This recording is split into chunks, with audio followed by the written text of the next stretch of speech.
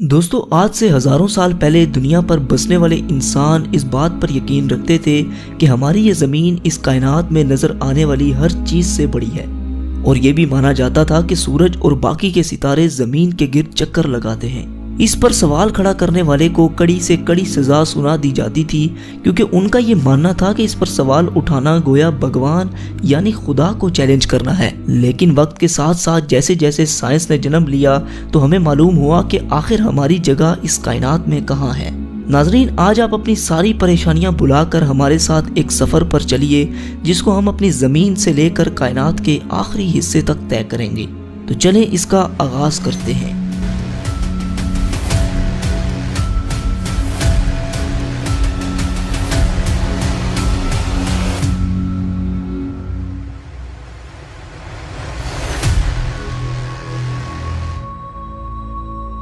दोस्तों, अर्थ से करीबन 400 किलोमीटर ऊपर आने के बाद हमें कुछ ऐसा मंजर दिखाई देगा जहां पर इंटरनेशनल स्पेस स्टेशन अर्थ के गिर्द चक्कर लगा रहा है।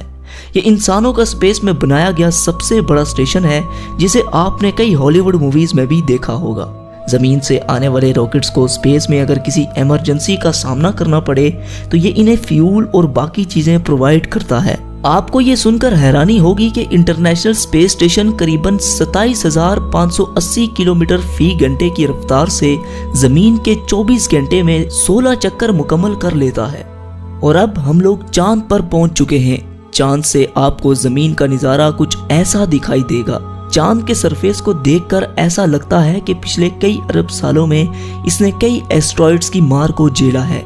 कहा जाता है कि आज से 4.5 अरब साल कबल हमारी जमीन से एक चांद जितना एस्ट्रॉइड टकराया था, और इस टक्कर से निकलने वाला मलबा आहिस्ता आहिस्ता जमा होकर हमारी चांद की शक्ल में आ गया।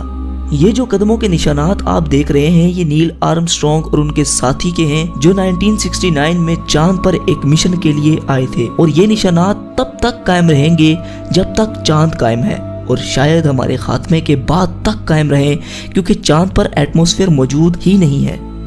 और अब हम लोग पहुंच चुके हैं जमीन से 61 मिलियन किलोमीटर दूर मौजूद एक खतरों से बड़े प्लेनेट पर, जिसका नाम है वीनस। कहा जाता है कि कई अरबों साल पहले वीनस पर भी पानी मौजूद हुआ करता था, और ये दिखने में भी हमारी जमीन की तरह ही हुआ करता था। लेकिन वक्त के साथ साथ यहाँ मौजूद पानी भाप बनता गया, जिससे एक अलग तरह का ग्रीन हाउस इफेक्ट पैदा हुआ। और आजकल यहाँ पर सल्फ्यूरिक एसिड की बारिश हो रही है, मतलब तेजाब की बारिश। यहाँ सूरज की रोशनी आती तो है मगर वापस नहीं जा सकती, जिसकी वजह से यहाँ का टेम्परेचर 470 डिग्री सेल्सियस होता है। आइए आपको इसके सरफेस की सैर करवाते हैं। दोस्तों, बस ये जो हाल आप देख रहे हैं, शायद फ्यूचर में कुछ ऐसा ही मंजर हमारी जमीन पर हो। अगर हमने ग्लोबल वार्मिंग को कंट्रोल ना किया तो बस फिर यही होगा हमारा फ्यूचर, जहां कुछ भी सरवाइव नहीं कर सकता। और अब हम लोग सूरज के सबसे करीब मौजूद प्लेनेट मरकरी पर आ चुके हैं, जो जमीन से 77 मिलियन किलोमीटर दूर है। यहाँ पर दिन को टेम्परेचर 400 डिग्री सेल्सियस होता है, जबकि रात को -170 डिग्री सेल्सियस तक गिर जाता है।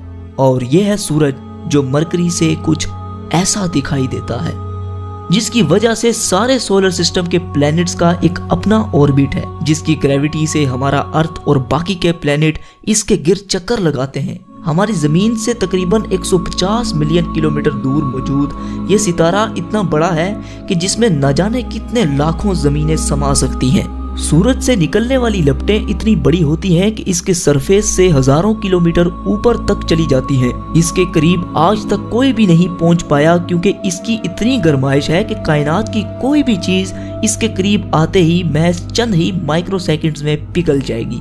चलिए अब अपने सफर को आगे बढ़ाते हैं और चलते हैं उस प्लेनेट पर जिसे लेकर वैज्ञानिक कुछ ज्यादा ही सीरियस हैं, यानी मार्स।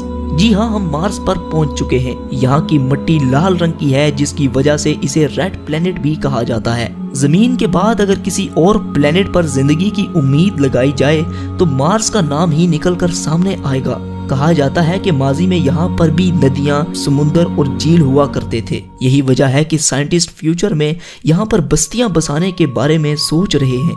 अगर हम मार्स पर आए हैं तो सोलर सिस्टम की सबसे बड़ी चोटी ओलंपस मून्स को कैसे मिस कर सकते हैं। ये मार्स के सरफेस पर वोल्केनो के नतीजे में आने वाला पहाड़ जमीन पर मौजूद दुनिया की सबसे ऊंची चोटी माउंट एवरेस्ट से भी 3 गुना बड़ा है। और अब इससे आगे का सफर थोड़ा खतरनाक होने वाला है, क्योंकि इससे आगे है एस्ट्रॉइड बेल्ट, जहाँ कई चट्टानें सूरज के गिर्द चक्कर लगा रही हैं। इस जगह पर इतनी बड़ी बड़ी चट्टानें भी हैं कि जिन पर आसानी से एक बड़ा शहर बसाया जा सकता है। ये सब एस्ट्रॉइड्स मिलकर एक प्लेनेट भी बना सकते थे, लेकिन हमारे सोलर सिस्टम की एक बहुत बड़ी पावर ने इन्हें रोके रखा, और वो पावर थी जुपिटर।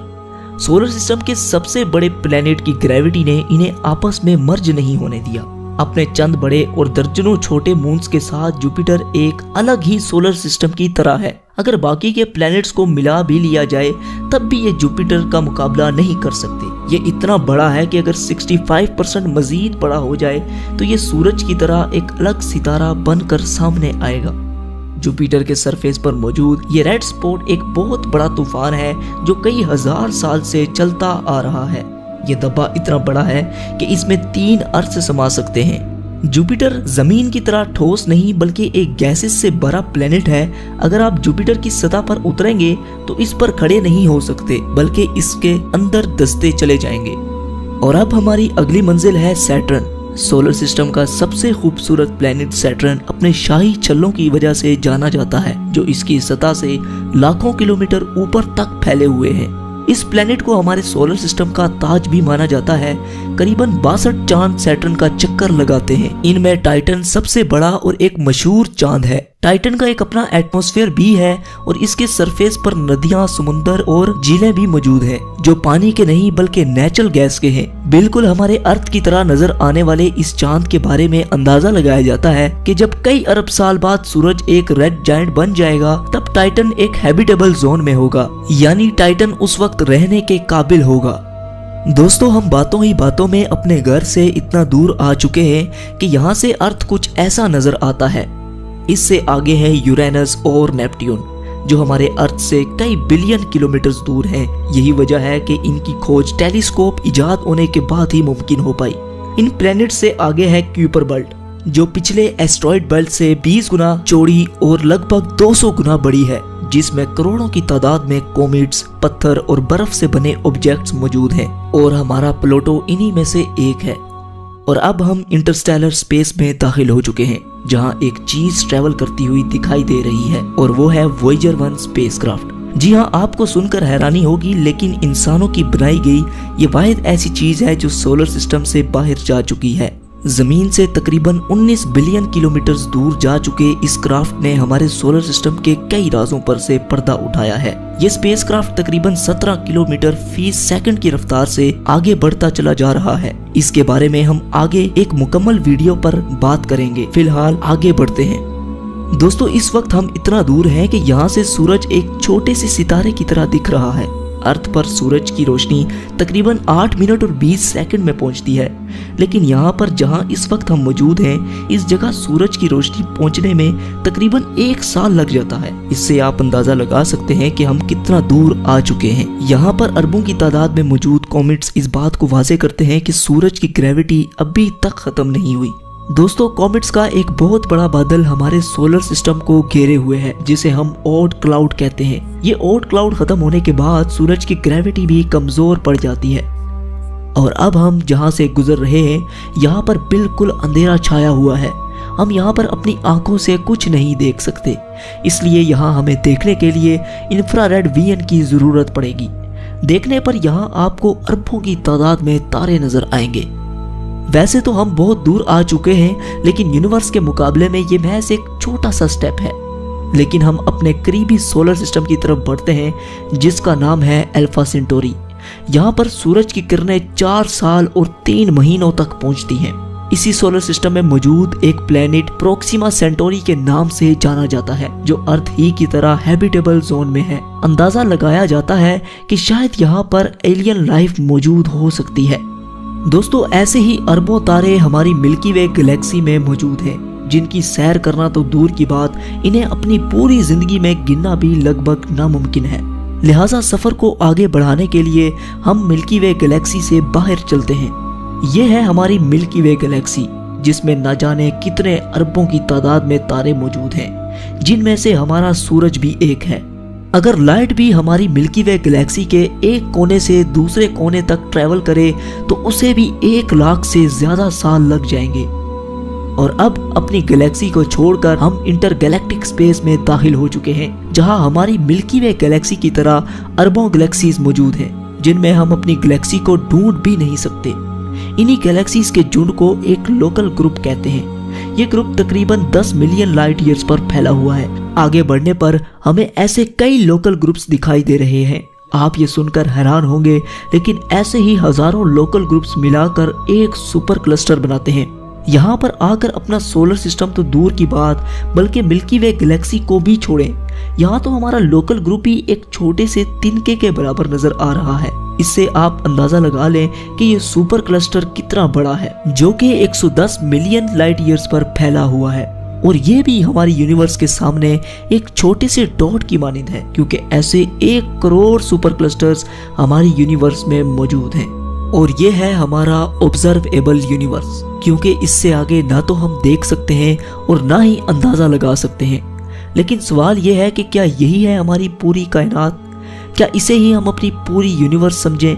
तो दोस्तों, जैसा कि मैंने अभी कहा कि ये ऑब्जर्वेबल यूनिवर्स है।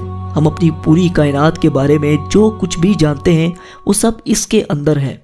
हो सकता है कि हमारी कायनात इससे भी बड़ी हो, लेकिन फिलहाल हम इतना ही जान पाए हैं। हमारी यूनिवर्स कितनी बड़ी है इसके बारे में हम कुछ भी नहीं जानते। दोस्तों, साइंसदानों का ये भी मानना है कि हमारी यूनिवर्स के अलावा कई और यूनिवर्स भी हो सकती हैं, जिनका हमें कोई अंदाजा नहीं। तो दोस्तों, आपका ये सफर कैसा रहा? हमें नीचे कमेंट सेक्शन में जरूर बताइएगा।